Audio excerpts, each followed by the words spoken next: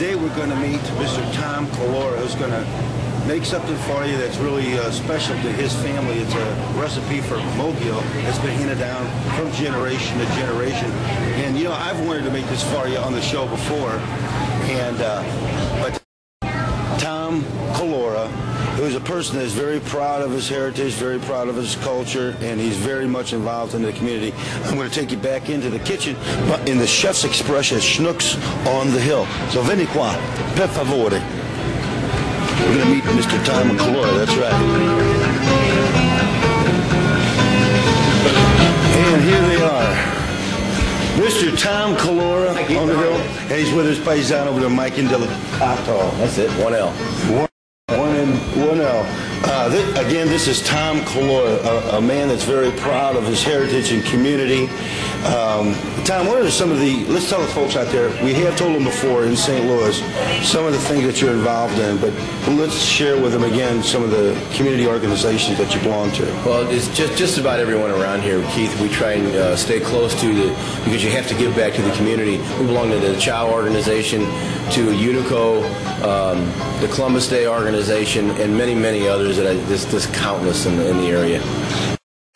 Tom Colora is also very proud of his heritage and culture. What part of Italy are your ancestors from?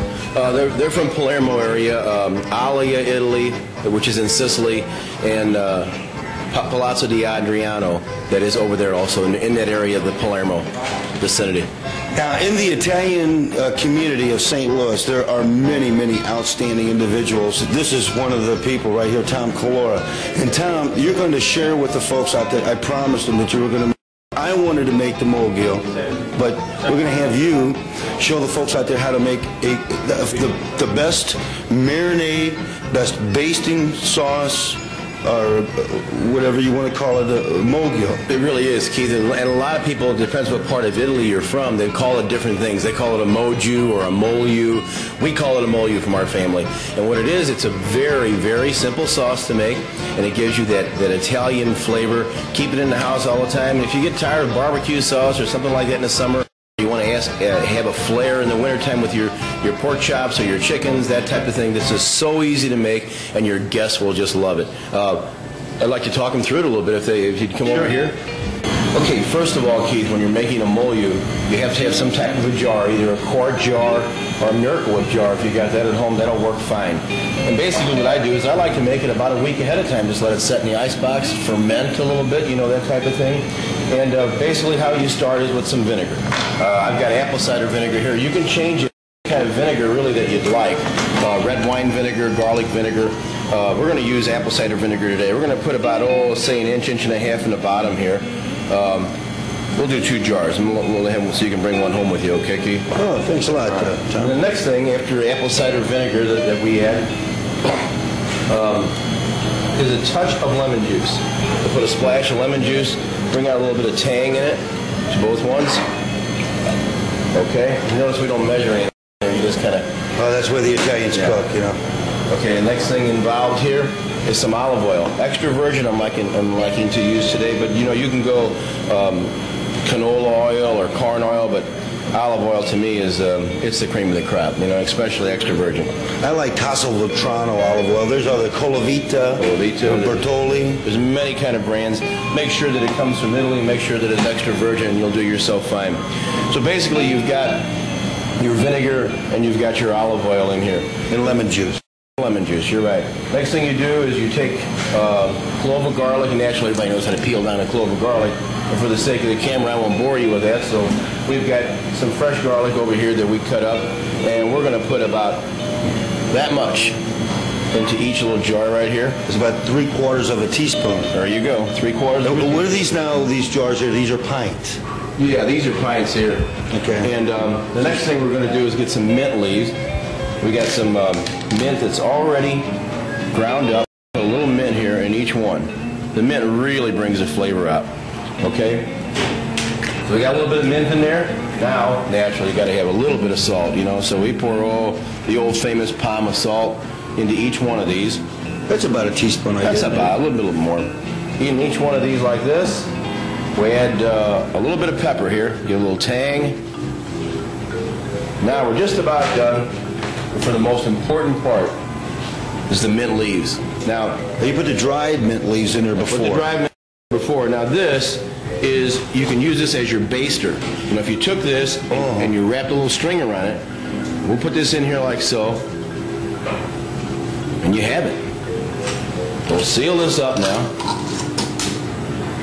Smell that? Oh, absolutely. It's like a little bit of heaven there. Oh, I'm telling you. It's quick. Now, when I make my mogi, I always let it sit out on the counter for about a good week, maybe 2 weeks. Before I use it. That way everything comes together. It gets better. It blends together. As you can see, the extra virgin olive oil lends it towards the green color, or you can go corn oil or Wesson oil or anything like that at all. But always remember to mix it up. Or low fat. All those low-fat oils, yeah. Always remember to mix it up like this. Now, I want you to put your nose there, Keith. Madre mia. Madre mia. That'll send you right there. That's fantastic. And the longer now you let it in the icebox, the better it ferments. Now I think we cooked some chicken up a while ago. And you got to remember that you can do this with either chicken or you can do it with pork steaks. You can go on the grill with it. And you should always wait till the end, till your meat is done. Right when you're ready to put your normal barbecue sauce on, you'll put a mole on. Now we're just going to, for the sake of time, pour a little bit over these meats here like this. Here comes the mint out. Let it soak in a little bit there. Can you bake this again? You can bake it again if you want to get the flavor in. Here's a fork. Well, let's try some. Come here, Mike. You want to try some of this? He lets go of that thing again. Mike's holding the microphone cord over there. Let's see how it tastes. You got a little bit there? This is tough. Now, I'm going to tell you, folks, and I know this, the longer you let it sit, the better it is. You should leave it in the icebox about a week. Oh, man, this is really good. I like swirling it around in there a little bit. Now, this is a recipe that has been handed down from generation to generation in your family. Yes, I never heard of using apple cider, but Tom, after tasting this, it really gives it a punch. Oh, it does, and apple cider is very good for you, too. They found great health benefits for apple cider now. Helps kidney problems and liver problems and all that kind of stuff. Apple cider is very good for you. But again, if you don't want the olive oil, or you're tired of it, you can change it to corn oil or vegetable oil, so it's not such a heavy oil. Or you can switch over to the olive oil. And it just gives you a unique flavor that you really don't need barbecue sauce for at all. And people will think that you went to a cooking school that you had to graduate from to eat some of this. But I'm telling you, the mint really brings the flavor out. And it's very, very good. And as you've seen, it only took a few seconds to make. Yeah, Tom, I wanted to ask you, when I make my mojo, I put olive oil, lemon juice, mint leaves, and garlic, but I'm going to try this apple cider vinegar because it really gives it a great flavor. Again, the longer you leave it set, the better it is. Now, I was wondering if this could possibly become a good pickling agent for vegetables. Oh yeah, you can try it on many different things, not just meats. A lot of people use it they'll take white potatoes and green beans and they'll put it over that. What about like red bell peppers, green bell peppers? If you can cut them up and put them in there, soak them in there maybe like overnight. Start your fire for your barbecue and throw those. It's just unbelievable. You can take a regular pork steak or even beef. You can take a steak, and this will not ruin beef at all. It enhances beef. You don't need the steak sauce in there or anything like that. Where it's just really, really good. These are all items that are bought right off your grocery store shelf. This is a jar here of Durkee mint leaves, which is sold in Schnucks Markets, a store we manage here. And this is the house brand iodized salt. And you've got vinegar, and you've got olive oil, and you have to have anything gourmet for this. You're talking just plain mint leaves. A lot of people I know on the hill here, we grow mint in the backyard. Probably a lot of people in New York do too, but a little bit of sprinkle of mint in there besides the leaves itself really bring the sweetness out and the flavor.